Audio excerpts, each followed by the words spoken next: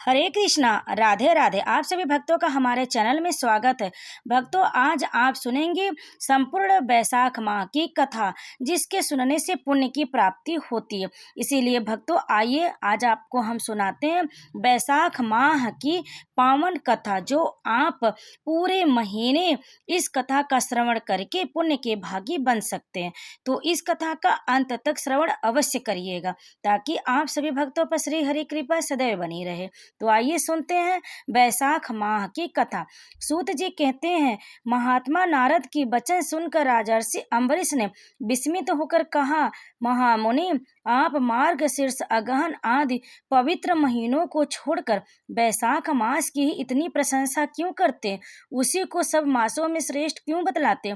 यदि माधव मास सबसे श्रेष्ठ है और भगवान लक्ष्मीपति को अधिक प्रिय है, तो उस समय स्नान करने की विधि क्या है? बैसाख मास में किस वस्तु का दान, कौन सी तपस्या तथा किस देवता का पूजन करना चाहिए? कृपा निधि, उस समय किए जाने वाले पुण्य कर्म का आप मुझे उपदेश कीजिए। सद्गुरु के मुख से उपदेश की प्राप्ति दुर्लभ होती है। उत्तम देश और काल का मिलना भी बड़ा कठिन होता है। राज प्राप्ति आदि दूसरे कोई भी भाव हमारे हृदय को इतनी शीतलता नहीं प्रदान करते जितनी कि आपका यह समागम। नारद जी ने कहा, राजा सुनो, मैं संसार के हित के लिए तुमसे माधव मास की विधि का वर्णन करता हूँ। जैसा कि पूर्व काल में ब्रह्मा जी ने बतलाया था, पहले तो जीव का भारतवर्ष में जन्म होना ही दुर्लभ, उससे भी अधिक दुर्लभ है वहाँ मनुष्य की योनि में जन्म लेना। मनुष्य होने पर भी अपने अपने धर्म के पालन की प्रवृत्ति होनी तो और भी कठिन है। उससे भी अत्यंत दुर्लभ है भगवान वासुदेव में भक्ति, और उसके होने पर भी माधव मास में स्नान आदि का सुयोग मिलना तो और भी कठिन है। राजेंद्र, जिन लोगों ने बैसाख मास में भली भांति के उपचारों द्वारा मधु दैत्य के मारने वाले भगवान लक्ष्मीपति का पूजन कर लिया, उन्होंने अपने जन्म का फल पा लिया। भला कौन सी ऐसी अत्यंत दुर्लभ वस्तु है जो बैसाख के स्नान तथा विधि पूर्वक भगवान के पूजन से नहीं प्राप्त होती? जिन्होंने दान, होम, जप, तीर्थ में प्राण त्यागना और संपूर्ण पापों का न्यास करने वाली भगवान श्री नारायण का ध्यान नहीं किया, उन मनुष्यों का जन्म इस संसार में व्यर्थ ही समझना चाहिए। जो धन के रहते हुए भी कंजूसी करता है, दान आदि किए बिना ही मर जाता है, उसका धन व्यर्थ है। राजन, उत्तम कुल में जन्म, अच्छी मृत्यु, श्रेष्ठ भोग, सुख, सदा दान करने में अधिक प्रसन्नता, उदारता तथा उत्तम धैर्य, यह सब कुछ भगवान श्री विष्णु की कृपा से ही प्राप्त होते हैं। महात्मा नारायण के अनुग्रह से ही मनोवांछित सिद्धियां मिलती हैं। जो कार्तिक में, माघ में तथा माधव को प्रिय लगने वाले बैसाख मास में स्नान करके मधुहंता लक्ष्मीपति दामोदर की विशेष विधि के साथ भक्ति पूर्वक पूजा करता है और अपनी शक्ति के अनुसार दान देता है, वह मनुष्य इस लोक का सुख भोग कर अंत में श्री हरि के पद को प्राप्त होता है। भूप जैसे सूर्योदय होने पर अंधकार नष्ट हो जाता है, उसी प्रकार बैसाख मास में प्रातः स्नान करने से अनेकों जन्मों के उपार्जित पाप राशि नष्ट हो जाती। यह बात ब्रह्मा जी ने मुझे बताई थी। भगवान श्री विष्णु ने माधव मास की महिमा का विशेष प्रचार किया, अतः इस महीने में आने पर मनुष्यों को पवित्र करने वाली पुण्य जल से परिपूर्ण गंगा तीर्थ, नर्मदा तीर्थ, यमुना तीर्थ अथवा सरस्वती तीर्थ में सूर्योदय से पहले स्नान करके भगवान मुकुंद की पूजा करनी चाहिए। इससे तपस्या का फल भोगने के पश्चात अच्छे स्वर्ग की प्राप्ति होती है। भगवान श्री नारायण अनामय रोग व्याधि से रहित उन गोविंद देव की आराधना करके तुम भगवान का पद प्राप्त कर लोगे। राजन, देवाधिदेव लक्ष्मीपति पापों का नाश करने वाले हैं, उन्हें नमस्कार करके चैत्र की पूर्णिमा को इस व्रत का आरंभ करना चाहिए। व्रत लेने वाला पुरुष यम नियमों का पालन करे, शक्ति के अनुसार कुछ दान दे, हविष्यान भोजन करे, भूमि पर सोए, ब्रह्मचर्य व्रत में दृढ़ता पूर्वक स्थित रहे तथा हृदय में भगवान श्री नारायण का ध्यान करते हुए कृच्छ आदि तपस्याओं के द्वारा शरीर को सुखाए। इस प्रकार नियम से रहकर जब बैसाख की पूर्णिमा आए, उस दिन मधु तथा तिल आदि का दान करे, श्रेष्ठ ब्राह्मणों को भक्ति पूर्वक भोजन कराए, उन्हें दक्षिणा सहित धेनु दान दे तथा बैसाख स्नान के व्रत में जो कुछ त्रुटि हुई हो उसकी पूर्णता के लिए ब्राह्मणों को प्रार्थना करें। भोपाल जिस प्रकार लक्ष्मी जी जगदीश्वर माधव की प्रिय, उसी प्रकार माधव मास भी मधुसूदन को बहुत प्रिय। इस तरह उपयुक्त नियमों के पालन पूर्वक 12 वर्षों तक स्नान करके अंत में मधुसूदन की प्रसन्नता के लिए अपनी शक्ति के अनुसार व्रत का उद्यापन करें। अम्बरीश पूर्व काल में ब्रह्मा जी के मुख से मैंने जो कुछ सुना था वह सब वैशाख मास का महात्म्य तुम्हें बता दिया।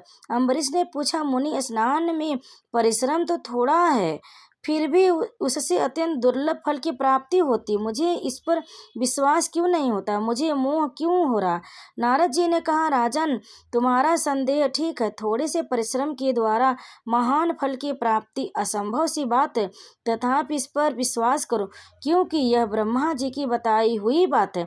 धर्म की गति सूक्ष्म होती है, उसे समझने में बड़े से बड़े पुरुषों को भी कठिनाई होती है। श्री हरि की शक्ति अचिंत्य है, उनकी कृति से विद्वानों को भी मोह हो जाता। विश्वामित्र आदि क्षत्रिय थे, किंतु धर्म का अधिक अनुष्ठान करने के कारण वे ब्राह्मण तत्व को प्राप्त हुए। अतः धर्म की गति अत्यंत सूक्ष्म है। भोपाल, तुमने सुना होगा, अजामिल अपनी धर्म पत्नी का परित्याग करके सदा पाप के मार्ग पर ही चलता था, तथापि मृत्यु के समय उसने केवल पुत्र की स्नेहवश नारायण कहकर पुकारा, पुत्र का चिंतन करके नारायण का नाम लिया, किंतु इतने से ही उसको अत्यंत दुर्लभ पद की प्राप्ति हुई। जैसे अनिच्छा पूर्वक भी यदि आग का स्पर्श किया जाए तो वह शरीर को जलाती ही है, उसी प्रकार किसी दूसरे निमित्त से भी यदि श्री गोविंद का नामोच्चारण किया जाए तो वह पाप राशि को भस्म कर डालता है। और तथा जीव विचित्र हैं, जीवों की भावनाएं विचित्र हैं, कर्म विचित्र है तथा कर्मों की शक्तियां भी विचित्र हैं। शास्त्र में जिनका महान फल बताया गया है वही कर्म महान है, फिर वह अल्प परिश्रम साध हो या अधिक परिश्रम साध, छोटी सी वस्तु से भी बड़ी से बड़ी वस्तु का नाश होते देखा जाता है।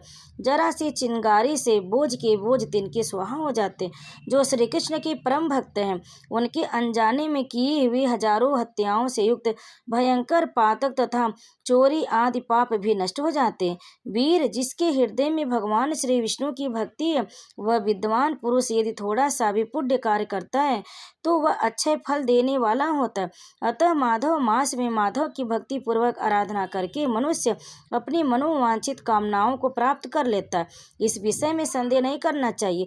शास्त्रोक्त विधि से किया जाने वाला छोटे से छोटा कर्म क्यों न हो, उसके द्वारा बड़ी से बड़ी पाप का भी क्षय हो जाता तथा उत्तम कर्म की वृद्धि होने लगती है।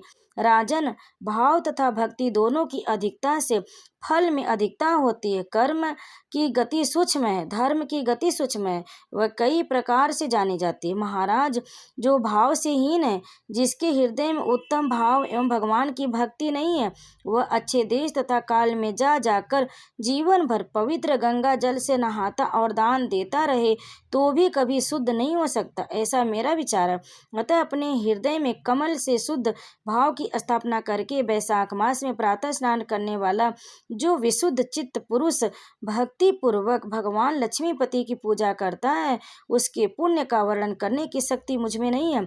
अतः भोपाल, तुम वैशाख मास के फल के विषय में विश्वास करो। छोटा सा शुभ कर्म भी सैकड़ों पाप कर्मों का नाश करने वाला होता है। जैसे हरि नाम के भय से राशि राशि पाप नष्ट हो जाते हैं, उसी प्रकार सूर्य के मेष राशि पर स्थित होने पर प्रातः स्नान करने से तथा तीर्थ में भगवान श्री स्तुति करने से भी समस्त पापों का नाश हो जाता है। जिस प्रकार गरुड़ के तेज से सांप भाग जाते, उसी प्रकार प्रातः काल स्नान करने से पाप पलायन कर जाते, यह निश्चित बात है।